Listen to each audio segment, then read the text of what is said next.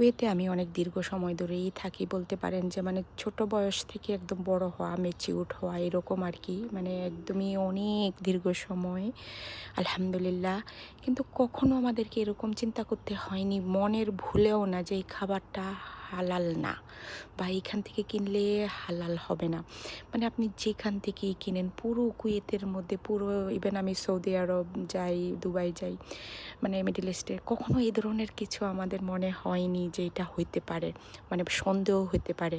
সেটা আপনি যেই রেস্টুরেন্ট থেকেই খান না কেন, ইন্ডিয়ান, থাই, চাইনিজ, যেখানেই যান না কেন, যে কোনো জায়গায় কখনো এরকম ফিল করতে হয়নি। যেই জিনিসটাই খান, চকলেট থেকে শুরু করে যা কিছু খাবেন।